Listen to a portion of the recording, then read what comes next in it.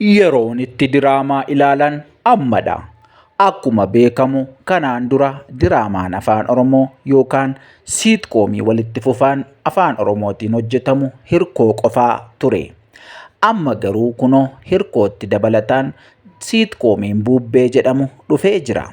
Egaa yeroo kana wal dorgommiitu ta'a jechuudha. Sababiin isaa kana booddee siitkoomii bubbee hirkoo fi akkasumas siitkoomii biraan gaafa dabalataan dhufu namni kamiyyuu calliseedhuma hin hojjetu. Wal dorgommiitu jiraata jechuudha. Hirkoon kanaan dura qofaadhuma isaa siitkoomii walitti fufaa ETV afaan Oromoo irratti darbaa turedha. Egaa amma immoo hirkootti dabalatee siitkoomiin bubbee jedhamu karaa AMN miidiyaatiin darbuudhaaf waliigaltee isaanii xumuranii sanbata dhufu immoo akka darbuuf hundumtuu kan eegaa jirudha. Kana booddee qoosaan hin jiru.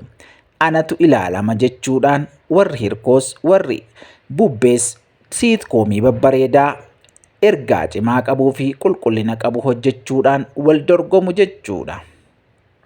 Akkasumas immoo siitkoomii haaraa dabalataan dabalamuunsaas hin oolu.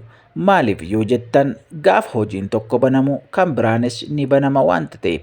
Kun immoo aartii afaan Oromoof wanta baay'ee gaarii fi wanta barbaachisaadha. Wal dorgommiin gaafa jiraatu namni calliseedhuma waan isatti dhufe hin hojjetu. Waan qulqullina qabuu fi waan ergaa qabu akkasumallee kaameraa bareedaadhaan hojjeta jechuudha.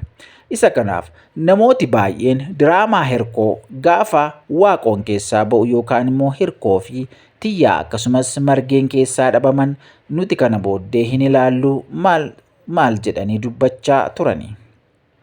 Inni akka kanaa garuu hin barbaachisu. Hirkoos ijoollee makeenyatu hojjetaa akkasumas immoo waaqoonis bubbee jedhee kan dhufe waan tokko rakkoo hin qabu. Hunduma isaa ilaallee itti bashannanuu fi itti bohaaruutii qabna jechuudha. Sababiin isaa hundumti isaaniiyyuu nuyi fi saba kanaaf hojjetu waanta ta'eef aartii keenya guddisuu fi hojii kana bira dhaabachuun immoo dirqama keenya jechuudha.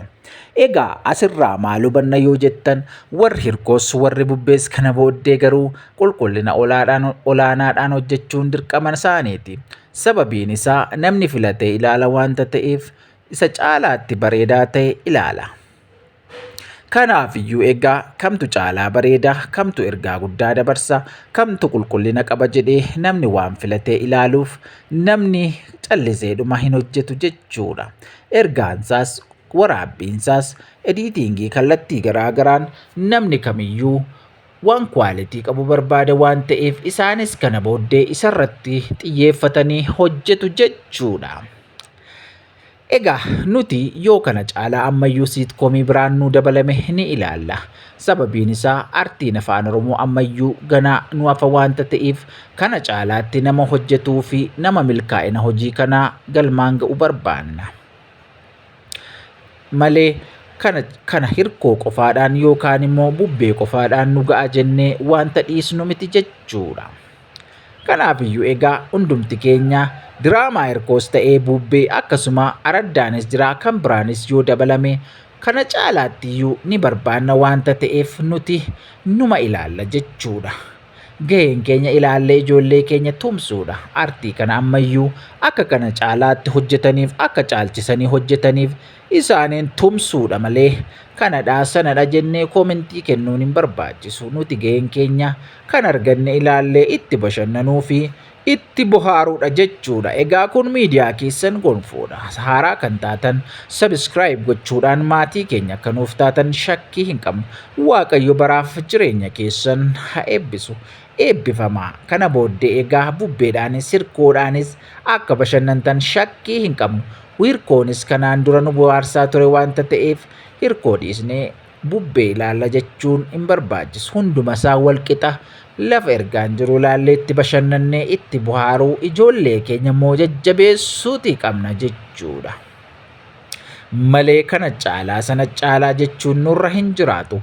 Hundumtuu ijoollee keenya waanta ta'eef gama kamiiniyyuu ilaallee itti bohaaruu fi itti bashannanuutii qabnaan dhaamsa keenya dhaamsa gonfoo miidiyaati.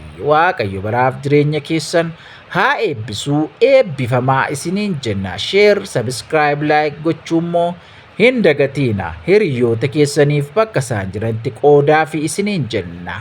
Waan haaraa, wanta babbareedaa, waan ergaa dabarsu qabannee wanta dhufnuuf nuun illee nu jajjabeessaa, nu bira dhaabadhaa isiniin jenna. Galatoomaa.